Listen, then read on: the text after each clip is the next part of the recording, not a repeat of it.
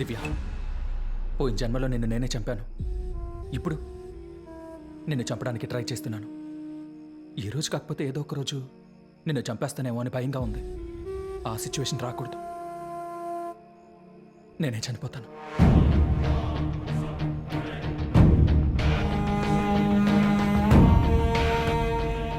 ఆలోచించి చూస్తే మీరు చెప్పేది న్యాయమే. మీ సిచ్యువేషన్లో నేనున్నా ఇలాగే భయపడేదాన్ని. మీరు భయపడకూడదనే దమయంతి గురించి మీకు చెప్పాను. కానీ మీరేమో చచ్చిపోతామని అంటున్నారు. నేను చనిపోతే దమయంతి ఉండదని నమ్ముతున్నారు కదా. సరే, రేపు పొద్దునే దమయంతి చనిపోయిన చోటుకెళ్ళి నేనే సూసైడ్ చేసుకుంటాను. మీరు చనిపోవక్కర్లేదు, నేనే చనిపోతాను.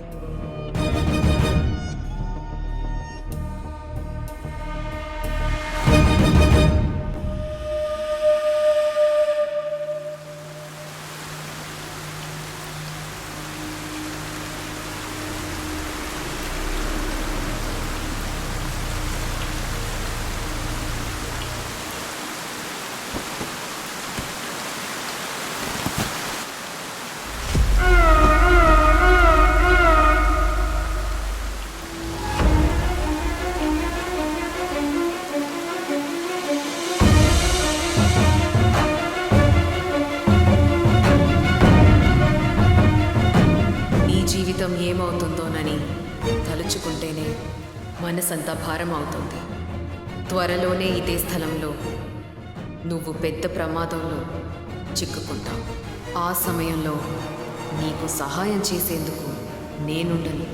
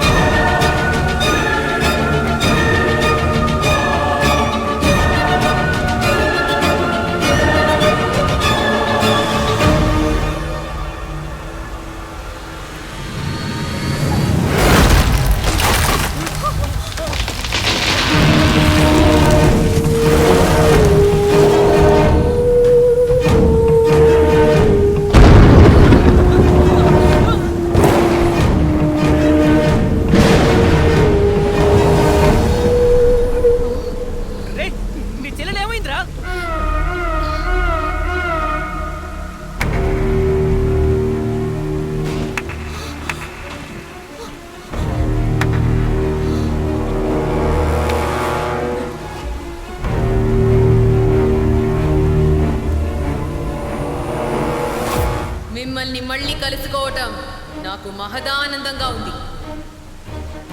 మీ తెలివితేటలతో కుతంత్రం పన్ని దివ్యని ఆత్మహత్య చేసుకునేలా ప్రేరేపించారు.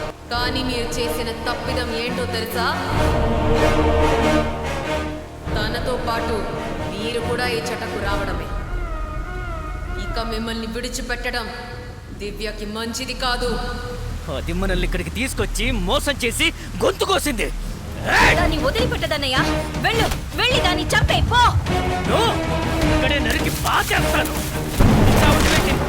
నేనే చంపుతాను. నేను తేలిపోవాలి.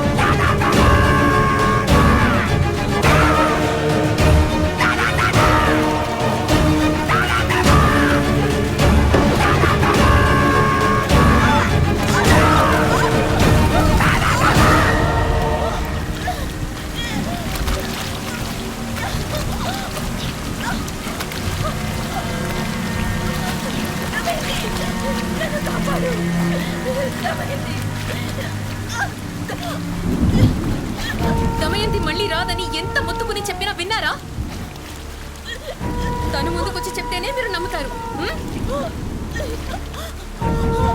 అస్సలు ఆలోచించరా? తను నాలో ఉండుంటే మిమ్మల్ని మా ఇంట్లోనే చంపేసేది. మన మంచి కోసమే తనని మళ్ళీ రాకుండా పంపించేశాను. అది పనికి రాకుండా పోయింది. మీరు ఏ ప్లాన్తో నా ఇంటికి వచ్చారని నాకు తెలియదా? నేను ఇక్కడికి వచ్చి సూసైడ్ చేసుకుంటే నేను చనిపోతాను, ఆ దమయంతి ఇక రాదని మీరు అనుకున్నారు. దాన్ని నేను యూజ్ చేసుకున్నాను. దమయంతి లాగా నేను ఇక్కడ మీ ముందు నటించాను, వేరేమీ చేయలేదు. చేసిన పాపం ఎన్ని జన్మలెత్తినా వెంటాడుతుందంటారు. దమయంతి ఎందుకు బయటికి రావాలి? మా అన్నయ్య మీతో కలిసి నన్ను చంపాలని ఎందుకు ప్లాన్ చేయాలి? ఇప్పుడు నా ప్రమేయం లేకుండా మీరెందుకు చనిపోవాలి?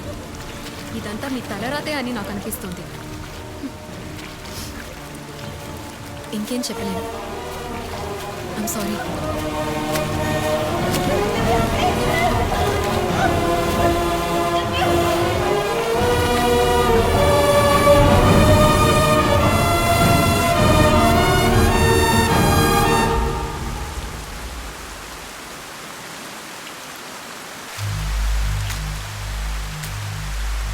రాజా, బొబ్బిలి రాజా,